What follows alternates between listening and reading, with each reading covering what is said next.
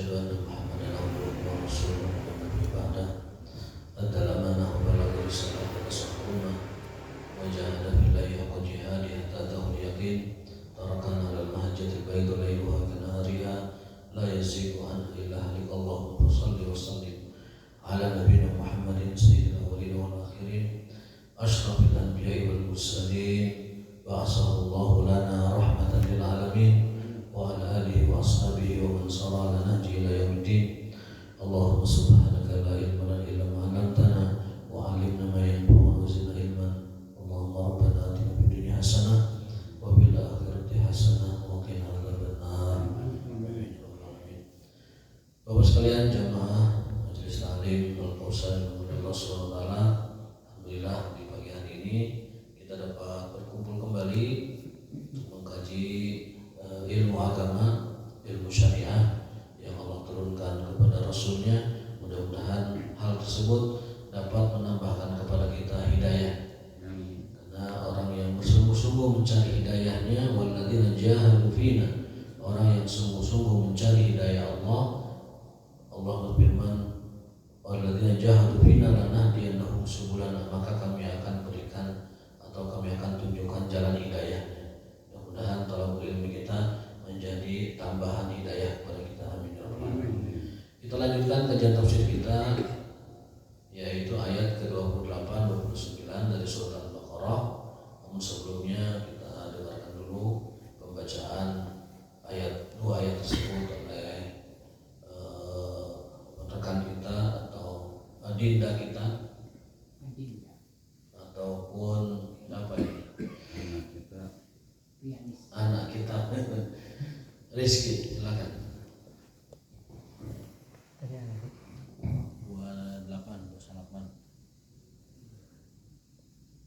A'udzu billahi minasy syaithanir rajim. Bismillahirrahmanirrahim. Alladzina yanquduna ahdallahi min ba'di mitsaqihi wa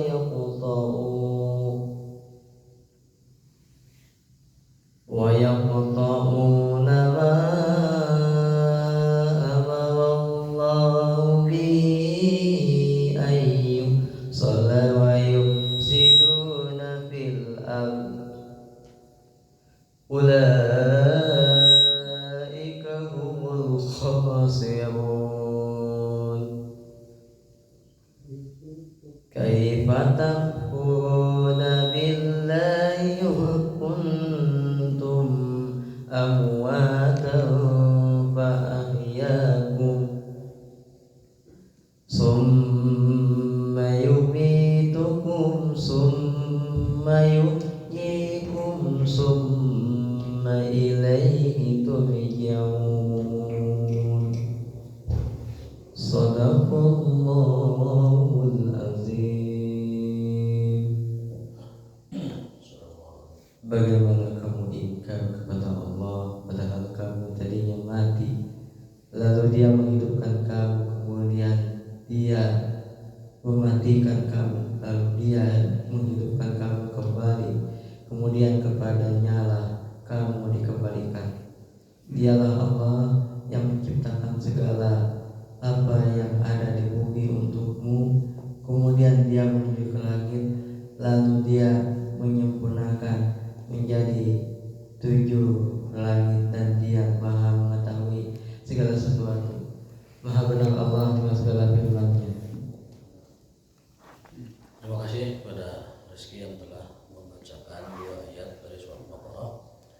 Namun sebelumnya saya akan bahas dulu, kemarin ada bahasan yang tertinggal, yaitu di surat 27 tadi juga dibacakan tentang ciri-ciri orang fasik. Di ayat-ayat pertama Al-Baqarah itu Allah menjelaskan tentang orang-orang beriman, ya kan? Disebutkan bahwa orang beriman itu orang yang beriman kepada Allah, beriman kepada yang gaib, beriman kepada kitab yang diturunkan baik sebelum atau sesudah engkau wahai dan seterusnya. Lalu kemudian diceritakan ciri-ciri orang kafir kepada Allah, membuat kerusakan, memusuhi Nabi dan seterusnya. Lalu kemudian disebutkan ciri-ciri orang munafik. Mereka itu orang munafik itu kalau berjumpa dengan Rasul mereka mengatakan kami beriman. Tapi kalau berpaling dari Rasul, bubar dari tempatnya Rasul, apa mereka katakan? Mereka katakan kepada musuh-musuh Allah itu kami bersama kalian. Dan yang paling parah dari ketiga golongan ini adalah orang munafik. Orang kafir jelas kafirnya, bermusuhannya jelas. Orang beriman juga jelas, imannya jelas, terang benderang. Siapa yang dia hadapi dan siapa yang dia dukung. Nah, orang munafik ini yang bahaya. Mudzabdzabina baina dzalik, enggak kesana enggak kesini. Berada di tengah-tengah tapi negatif tengah-tengahnya. La ilaha ula wa la ilaha ula. Teka itu teka dia. Tidak ikut orang beriman, tidak juga ikut orang kafir. Makanya Allah mengancam orang munafik ini khusus. Innal munafiqina fid darkil asfali minan nar. Orang munafik itu di nerakanya darkil asfal. Naon asfal teh? Nupangan. Nah, jadi mun aya neraka kerakna teh intipna mun liwat teh mah eta orang munafik. Mun liwat nu hideungna teh orang munafik fid darkil asfali minan nar. Sementara kedalaman neraka itu disebutkan dalam suatu riwayat, kalau kita menjatuhkan satu benda itu sampai ke dasarnya itu 70 tahun. Kebayang jerauna neraka itu. Dan ciri orang beriman adalah senantiasa takut dengan azab Allah. Walladzina hum min adzabi rabbihim musyfiqun. Orang beriman itu diantara cirinya adalah selalu musyfiqun, takut min adzabi rabbihim, dari azab Allah Subhanahu wa taala. Walladzina hum min adzabi rabbihim musyfiqun. Lamun orang teu aya kasihan kana azab Allah, dipertanyakan keimanannya. Ada memang keyakinan sufiah tapi ini keliru. Mereka mengatakan bahwa ya Tuhan, aku menyembahmu bukan karena takut nerakamu. Aku juga menyembahmu bukan karena ingin surgamu. Itu perkataan yang tidak dibenarkan. Kenapa? Karena Allah telah mengiming-imingi surga kepada kita untuk kita imani dan kita harapkan. Kita berdoa. Rasul menyuruh kita berdoa, mintalah surga kepada Allah. Dan kalau kamu minta surga, sekalian mintanya surga Firdaus. Malah ini menyebutkan kami beribadah kepadamu bukan karena surgamu. Itu bertolak belakang dengan hadis-hadis Rasulullah SAW. Juga sama ungkapannya, kami beribadah kepadamu bukan takut nerakamu. Sampai syairnya, mohon maaf, terkenal luas di masyarakat. Ilahi lastulil firdausi ahla wala aqwa ala naril jahim. Nah, itu puji-pujian kalau dilihat dari maknanya itu tidak tepat. Seolah-olah dia tidak butuh neraka Allah, tidak takut neraka Allah, seolah-olah dia tidak butuh surga Allah. Padahal Allah dalam Al-Quran ribuan ayat mengiming-imingi kita surga. Ribuan ayat menakut-nakuti kita dengan neraka. Masa kita mengatakan aku tidak takut nerakamu dan aku tidak butuh surgamu. Nah ini bertolak belakang dengan makna ayat, bertolak belakang dengan makna hadis. Ternyata kalau kita runut, syair semacam itu berasal dari seorang sufi pertaubatan, yaitu Rabi'ah al-Adawiyah di Mesir. Seorang sufi pertaubatan namanya Rabi'ah al-Adawiyah. Kalau kita ingin belajar sufi, silahkan belajar tasawuf sufinya kepada ulamanya langsung. Kita mengenal ada Fudail bin Iyad atau disebut dengan Qadhi Iyad. Kita mengenal ada Al-Hasan Al-Basri. Kita mengenal ada Ibrahim bin Adham, ada Junaid Al-Baghdadi, ada Al-Imam Al-Ghazali. Itu kalau merujuk ilmu sufi tasawuf ke sana, ke mereka. Karena mereka bertasawuf dan melaksanakan ajaran sufi berpondasikan kepada sunnah Rasulullah dan ilmu agama yang kuat. Itu saran saya kalau mau belajar tasawuf, belajar sufi, menginduk, mereferensilah, merujuklah kepada ulama-ulama besar tersebut. Ada Al-Ghazali, ada Ibrahim bin Adham, ada Imam Junaid al-Baghdadi, ada Hasan al-Basri, ada Fudail bin Iyad. Dah 5 tokoh itu rujukan sufi yang benar, tasawuf yang benar. Selain itu, mohon maaf, bisa menyesatkan Anda. Al-Hallaj, Ibnu Arabi, Siti Jenar, dan lain-lain teman-temannya, itu dapat menyesatkan Anda jauh bahkan dari Allah Subhanahu wa taala. Padahal tujuannya ma'rifat tetapi akhirnya tersesat. Tasawuf itu artinya apa? Mensucikan diri. Mensucikan diri. Asalnya tasawuf itu adalah manhaj atau konsep dalam berakhlak. Asalnya mensucikan diri, berakhlak kepada Allah, berakhlak kepada manusia, itu asalnya. Tapi lama kelamaan tasawuf kesini menjadi aliran atau paham keagamaan dalam akidah dan lain sebagainya. Nah, ini ada pergeseran memang. Yang dulunya tasawuf itu untuk menghaluskan budi pekerti, tapi ujungnya tasawuf itu menjadi pemahaman akidah yang merusak akidah. Itu yang patut Maka Imam Syafi'i mengatakan, tidaklah aku melihat orang belajar tasawuf, maksudnya tasawuf yang tidak dibangun di atas fondasi ilmu. Tidak aku melihat orang yang belajar tasawuf tanpa ilmu, kecuali pagi hari dia beriman, sore udah linglung katanya. Kalau ada orang belajar tasawuf, belajar sufi tanpa ilmu, itu siang tuh masih benar itu, sore udah linglung tuh. Gitu. Nah, itu ada lagi ungkapan Imam Malik, barang siapa yang belajar tasawuf tanpa ilmu fikih, maka dia zindik, mendekati kemunafikan. Ini ilmu buat kita, peringatan dari para ulama. Kalau hendak bertasawuf silahkan, tapi tasawuf yang dibangun di atas fondasi keilmuan, di atas fondasi sunnah Rasulullah SAW, dan merujuknya kepada ulama-ulama yang memang di bidangnya itu ahli gitu, dalam bidang tersebut, tidak kepada yang lain-lain. Jadi itu orang munafik ini gak jelas.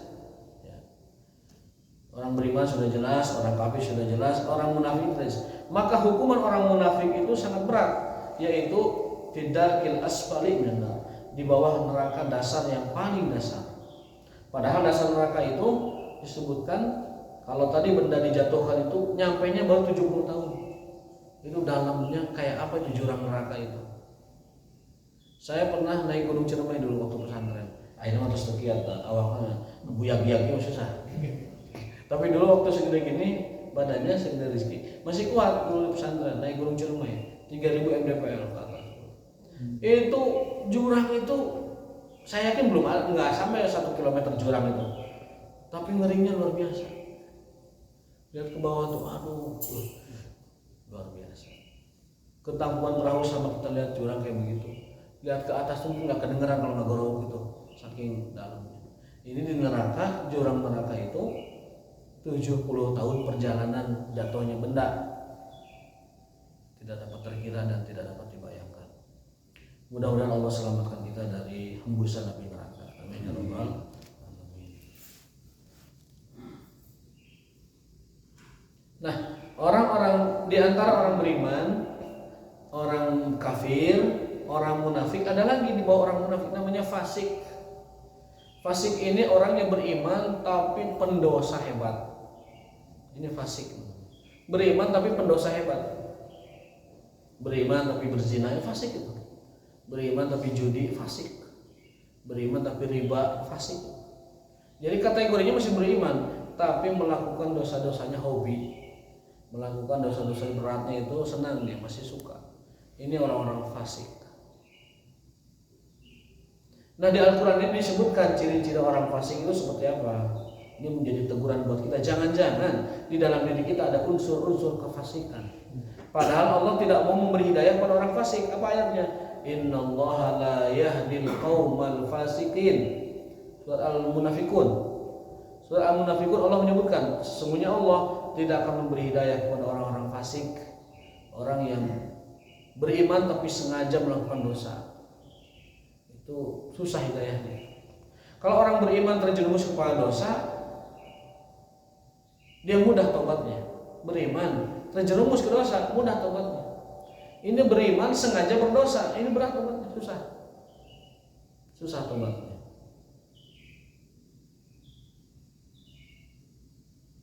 nyengaja melakukan dosa. Itu berat obatnya, susah. Siapakah orang fasik? Wa may yudillu bihi illal fasikin. Siapa orang fasik? Alladzina yanquduna ahdallahi min ba'di mitsaqi. Itu yang pertama. Ciri orang fasik adalah yang merusak tauhid dan keimanannya.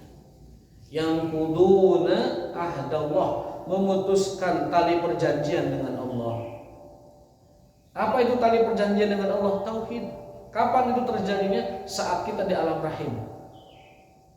Jadi kita ini Pak, hadir ke dunia, diberi ruh, diberi nyawa oleh Allah, itu atas satu perjanjian. Jangan mengabaikan. Jangan merasa tidak punya tanggung jawab. Kita hadir di dunia, diberikan nyawa dan ruh oleh Allah atas satu perjanjian. Maka kalau perjanjian ini dilanggar, dikejar sama Allah. Apa perjanjiannya? Allah menyatakan alastu birabbikum. Lalu kita saat di alam rahim, nyawa kita, roh kita, dan roh itu nggak kenal bayi, nggak kenal dewasa, nggak kenal tua, roh itu roh aja. Nah, yang mengatakan itu kan roh bayi kita, nggak ada roh bayi, roh itu ya roh gitu.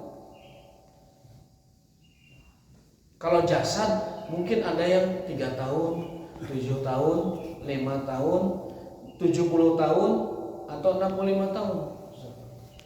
Jasad boleh tua, tapi roh itu nggak ada yang tua. Jasad boleh lansia, jasad boleh ngarung puyuh, tapi ruh tidak ngarung puyuh. Ruh mah kalau selesai dicabut, kan gitu. Dipindahkan ke alamnya, alam ruh. Kalau orang beriman syuhada disimpan di perut-perut burung surga, melihat surga meskipun belum memasukinya. Orang kafir ruhnya ada lagi tempatnya. Nah maka untuk itu, kalau ruh kita ini segar bugar tapi fisiknya lemah, itu ibadah masih kencang. Kalau ruhnya segar bugar. Cuman masalahnya kalau badannya segar bugar tapi ruhnya melenoi, itu bahaya. Ruhnya melenoi dari ibadah, meskipun badan segar bugar tidak akan semangat. Awaknya sehat tapi ruhnya itu lagi melemah, dia nggak ada semangat beribadah. Hari pitos mah fitrah juga namanya. Fitrah teman-teman, nanti selamat benar. Itu dia sobre itunya, kayak jangan tulis kedua cang kopi, mantap teh. Oke, kamu apa pikir? Tadi saja. Bawa dari rumah biasanya. Dari rumah. Jadi ruh itu tidak ada yang tua. Yang tua itu badan kita, fisik kita. Maka Nabi memerintahkan kita untuk terus memperbaharui kesegaran rohani kita. Jadidu imanakum bila ilaha illallah. Perbaharui imanmu dengan terus membaca zikir la ilaha illallah. Karena iman bagaikan pakaian. Innama al-iman fi jawfi ahadikum yahlaku al-iman kama yahlaku saum. Iman dalam diri kalian itu seperti pakaian. Kata Nabi SAW.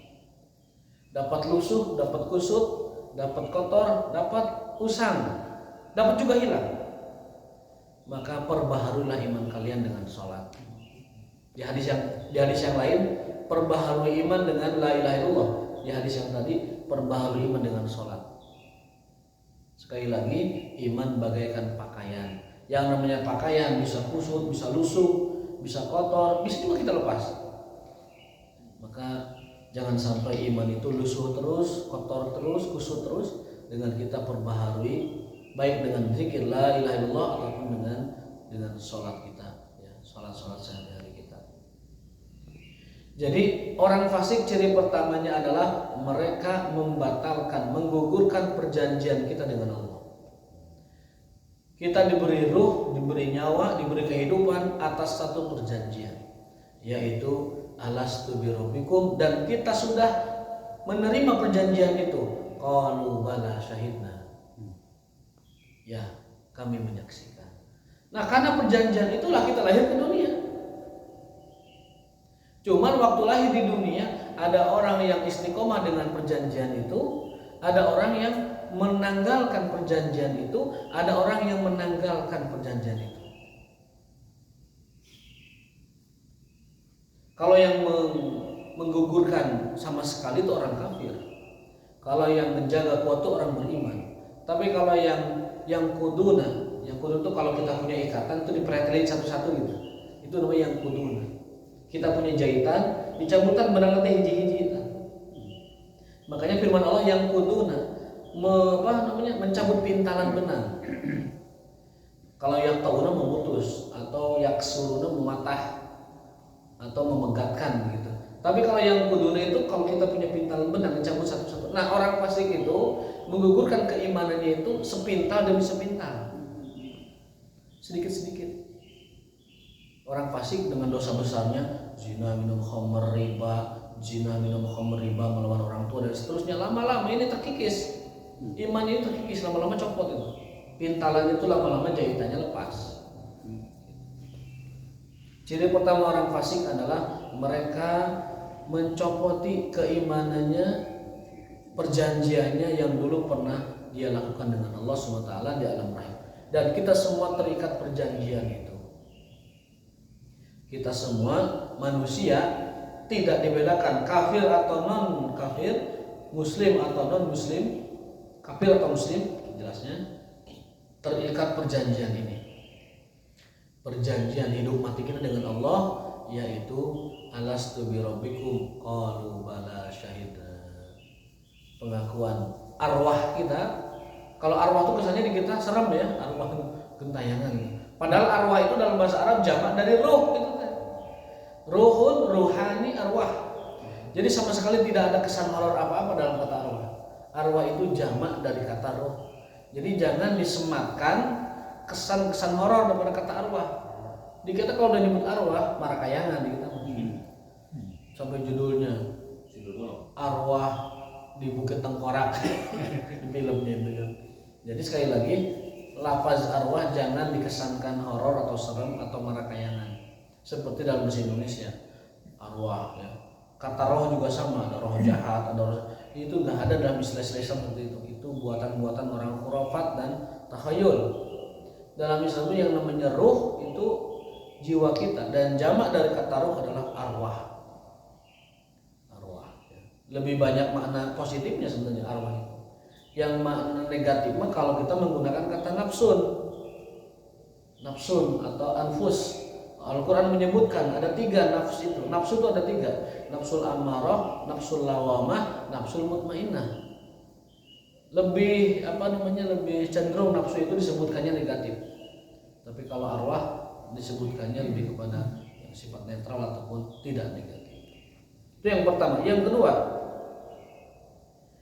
ini orang fasik ini menanggalkan atau menggugurkan perjanjian dengan Allah. Kita lihat banyak di masyarakat. Melakukan kemusyrikan, tatoyur, takhayul, khurafat, itu sama dengan membatalkan atau mencabut pintalan-pintalan benang dalam satu kain.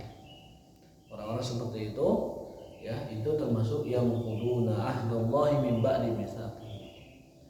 Yang kedua cirinya wa yaqta'una ma amarallahu bi ayyusala. Memutuskan silaturahmi, itu ciri orang fasik yang kedua. Memutuskan silaturahim itu ciri orang fasik yang kedua. Rahim itu ada 2 makna. Rahim yang diwajibkan oleh agama untuk menjaganya adalah kerabat. Makanya silaturahim itu adalah menjaga kekerabatan. Siapakah ahli rahim kita? Semua orang yang terkait rahim dengan ibu kita itu namanya ahlu rahim. Hukum silaturahim dengan mereka adalah wajib dan dosa besar memutuskannya. Sampai Allah berfirman dalam sebuah hadis qudsi, wahai rahim, kau adalah bagian dariku. Siapa yang memutusmu, aku putuskan. Siapa yang menyambungmu, aku sambungkan. Maksudnya apa? Rahmatnya, berkahnya, rizkinya, kemudian mahabbahnya dari Allah itu diputus. Makanya siapapun yang memutuskan silaturahim, dia tidak akan mendapatkan keberkahan dari Allah, tidak akan mendapatkan rezeki dari Allah, tidak akan mendapatkan rahmat dari Allah, juga tidak akan mendapatkan petunjuk dari Allah Subhanahu wa taala. Rahim adalah berasal dariku. Yang memutusnya aku putuskan, yang menyambungnya aku sambungkan. Man wasalahu wasaltuhu wa man qata'ahu qata'tuhu. Itu hadis Rasulullah SAW. Maka menjaga kekerabatan hukumnya wajib, memutuskannya hukumnya dosa besar. Dan balasan bagi orang yang selalu menjaga kekerabatan adalah surga tanpa masalah. Maksudnya itu kan orang banyak masuk surga dengan banyak effort, dengan banyak kesulitan supaya masuk ke surga itu. Ini orang-orang yang selalu menjaga silaturahim dapat fasilitas menuju surganya itu aman sentosa. Dalam hadis itu disebutkan, Afsus salam, tebarkan salam. Bersalam kepada siapa yang Anda ketahui atau tidak Anda ketahui. Yang kedua, wa'atimu ta'am, banyakin ngasih makan orang lain. Yang ketiga, wasilul arham, eratkan silaturahim. Arham itu jamak dari rahim, eratkan silaturahim. Yang keempat, wasallu bil lail wan nasu niyam, salat malam ketika orang tidur. Apa kata Rasul? Yang melakukan empat itu tadkhulul jannata bisalam. Kalian pasti masuk surga dengan sentosa. Tadkhulul jannata bisalam. Ada yang tadkhulul jannah itu dengan effort yang kencang. Harus jihad dulu, harus banyakin apa dulu sedekah, harus apa dulu, berat gitu ya. Tapi orang-orang yang tadi melakukan itu tebar salam, ngasih makan, sedekah maksudnya, kemudian menjaga silaturahim, kemudian dia sholat malam, Rasul menjaminnya kalian masuk surga dengan sentosa. Jadi melenggang kangkung ke surganya. Jaga empat itu aja. Salam, makan, silaturahim, tahajud. Tahajud tara minimal silaturahim. Silaturahim tara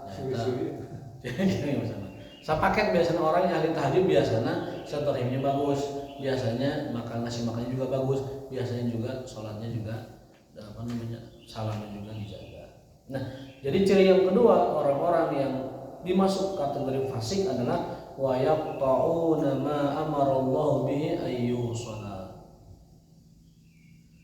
Di dalam tafsir ini bukan hanya itu yang disebut dengan memutus tali Allah. Disebut memutus tali Allah itu juga memutus kebaikan-kebaikan. Memutus kebaikan. Tadinya sholat jadi tidak sholat. Itu orang fasik. Tadinya rajin zakat sedekah tidak rajin zakat sedekah tanpa alasan. Tadinya rajin baca Quran, baca Quran sama sekali.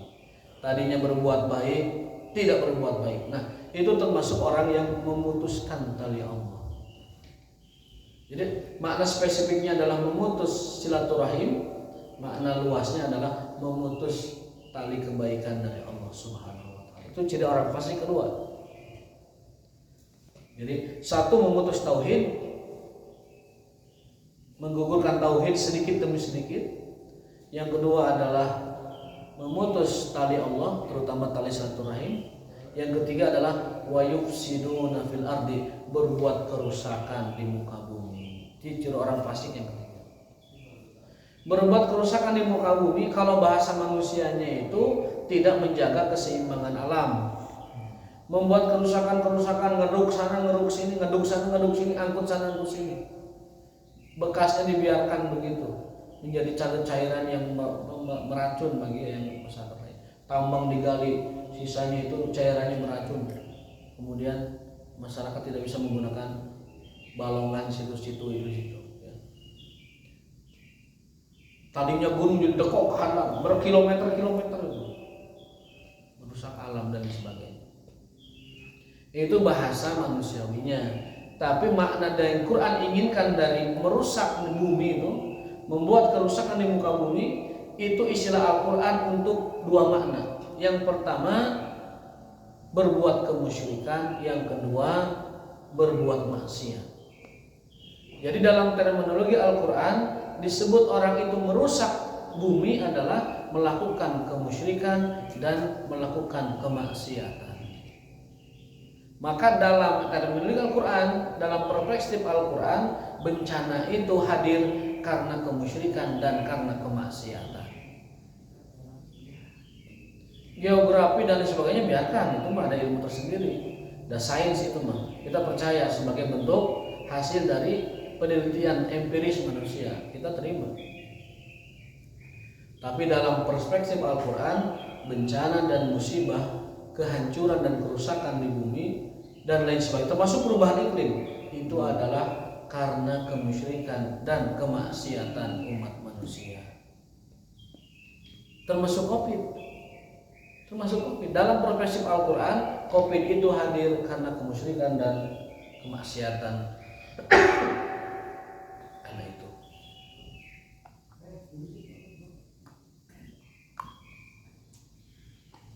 Mungkin dalam kacamata medis ada lagi, karena virus dari hewan misalkan bertransformasi kepada manusia lewat makanan, ya, dari seekor kelelawar kemudian dipasak segala macam, kurang higienis, atau masih terdapat di dalam organ daging yang dia makan, pindah ke manusia, lalu mendapatkan inang cocok di manusia, berkembang terus akhirnya menyebar ke seluruh permukaan bumi. Itu perspektif medis, dan benar, itu benar, secara medis benar, karena medis itu penelitian yang empiris, kita meyakini sains itu bagian dari ilmu Allah gitu kan.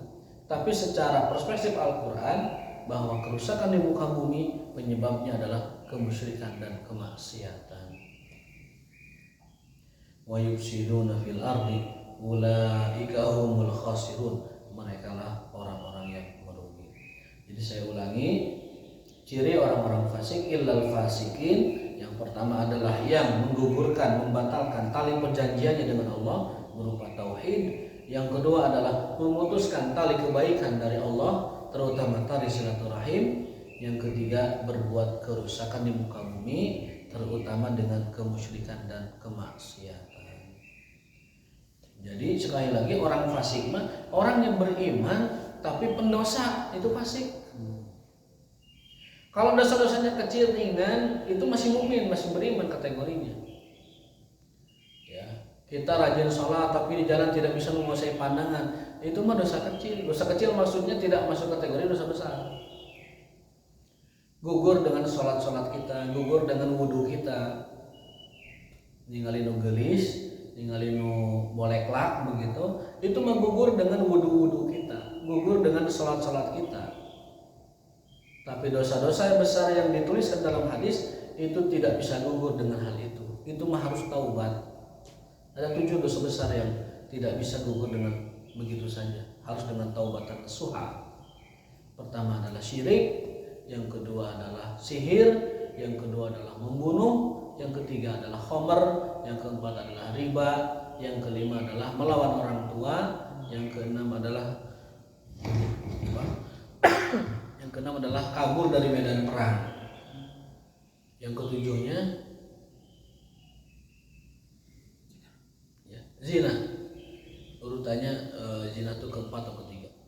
Jadi 1 syirik, yang kedua sihir, yang ketiga zina, yang keempat riba, yang kelima khomer, yang keenam membunuh, yang ketujuh kabur dari medan perang. Itu dosa besar yang tidak bisa tobat begitu saja.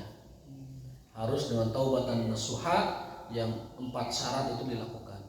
Tapi kalau dosa-dosa yang biasa, ya, yang kita sering tidak bisa hindari sehari-hari, itu gugur dengan ibadah-ibadah kita. Ya. Wudhu kita itu menggugurkan semua dosa yang ada di badan kita. Sholat menggugurkan dosa yang kita lakukan. Bahkan pernah saya ulang-ulang sebuah kisah kan, ada seorang sahabat berlari dan mencium seorang gadis lalu pergi. Oleh Nabi mau dihukum karena sebuah perbuatan yang tidak patut begitu kan, mau dihukum. Mau dihukum malah turun ayat.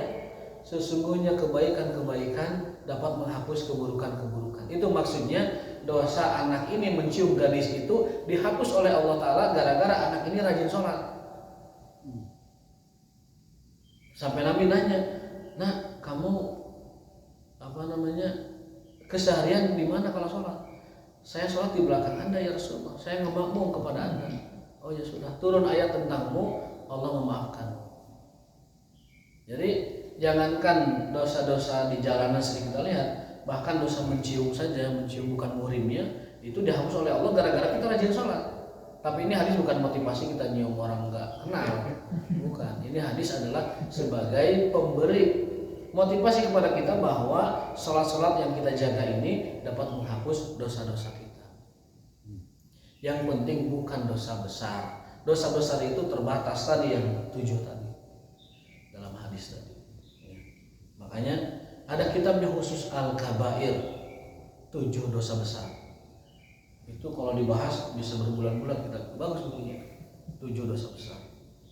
Tapi waktu kita cuma 5 hari, nggak ada slot harinya kalau membahas kitab itu. Insya Allah nanti kalau minggu sudah berubah jadi 8 hari, diampulinya dengan bacaan Al-Maghfirli, ya. yang mana? Yang dosa besar itu. Dengan taubat, Pak. Dosa besar itu diampuninya dengan taubat. Taubat itu syaratnya 4. Yang pertama adalah menyesali dan menangisi.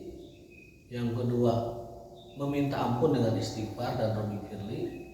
Yang keempat, tidak mengulangi perbuatannya. Yang ketiga, yang keempat, kalau dia berkenan dengan kezaliman kepada manusia, meminta dihalalkan. Jadi taubat itu ada 4 rukunnya. Yang pertama adalah menyesali dan menangisi. Yang kedua, tidak mengulangi. Yang keempat, meminta ampun kepada Allah. Yang kelima, minta dihalalkan kalau itu berkenaan dengan manusia. Baru itu namanya taubatan nasuha. Sebagaimana perintah Allah, ya ayyuhalladzina amanu tubu ilallahi taubatan nasuha. Fa'fu anni itu doa agar kita minta diampuni oleh Allah Subhanahu wa taala. Doa fa'fu anni, tub alayya, rabbighfirli itu sama. Ada astaghfirullah, ada rabbighfirli, ada wa tub alayya, ada fa'fu anni itu sama. Doa-doa itu meminta ampunan kepada Allah Subhanahu wa taala. Bukan artinya minta maaf itu fa'fu anni. Sama, maafkan dengan maaf dengan ampunan kan sama. Oh gitu. Maaf dengan ampunan itu sama, ya kan? Hanya saja lafaz fa'fu anni itu selain meminta ampunan, kita juga meminta dibersihkan dari seluruh efek dan dampak-dampak dosa itu. Dosa itu kan selain merusak hati, kan merusak fisik juga. Para ulama itu membahas efek dosa kepada fisik. Jadi ternyata ada hubungan dosa dengan fisik. Orang yang suka marah nanti sakitnya apa, itu ada hubungannya. Orang yang suka ini fisiknya bagaimana, itu ada hubungan antara dosa dengan fisik. Dan terutama dengan hati jelas itu, dengan hati jelas. Nah, fa'fu anni ini fungsinya adalah selain minta ampun dari dosa kita minta kepada Allah agar dibersihkan dari efek dan dampak-dampak dosa yang mungkin dosanya dimaafkan, diampuni, tetapi efek fisiknya masih bisa kita alami. Seorang salafus saleh mengatakan, bisa jadi kita sekarang ini karena dampak dari dosa yang 40 tahun pernah kita lakukan dulu. Jadi dosanya sudah 40 tahun, kenanya sekarang efek fisiknya itu bisa. Nah, supaya kita dilebur, dihapuskan dari efek semacam itu, maka doanya ditambah, bukan hanya rabbighfirli, tapi ada fa'fu anni. Di dalam iftitah juga sama.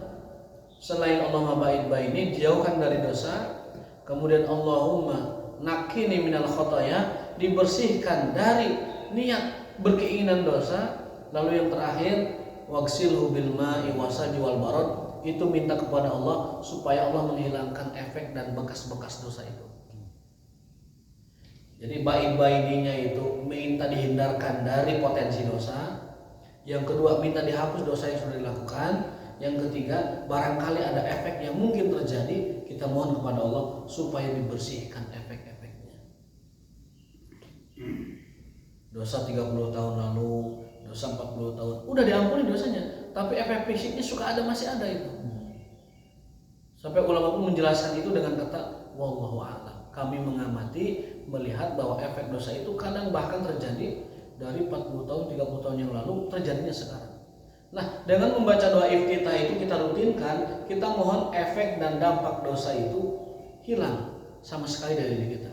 Dengan baca tadi, baik-baik ini nakini dengan waksilu itu maknanya adalah membersihkan dosa dan efek-efeknya. Membersihkan dosa dan efek-efeknya. Silakan lihat dalam penjelasan makna sholat dijelaskan itu mengapa doa iftitah itu begitu penting dan menjadi muqaddimah kita masuk ke sholat.